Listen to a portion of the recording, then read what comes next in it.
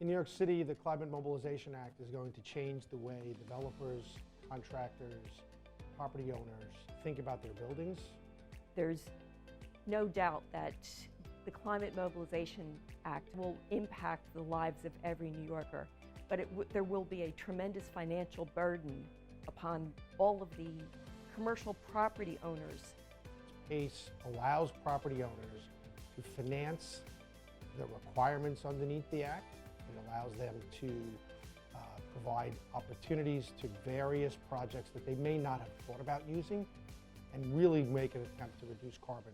PACE was devised originally to incentivize property owners to improve their buildings. Most property owners do want, theoretically, to improve their buildings to become very energy efficient. But the constraints of budget and capital usually limit, and there's always the return of investment that needs to be considered. Owners of commercial property in New York will use PACE simply for one reason. It has very competitive economic terms for financing. It is long-term financing. We're talking 20 to 30 years. That is the useful life of the improvements.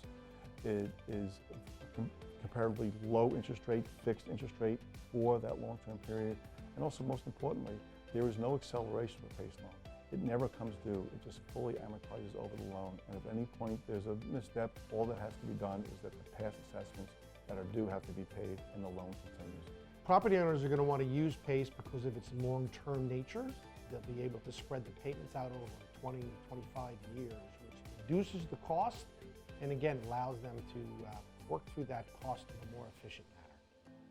PACE costs can be passed through to the tenants depending on what kind of lease structure you have or what type of building you're running. Simply put, people will use PACE financing because it is the best alternative compared to any other traditional financing out there to fund green improvements.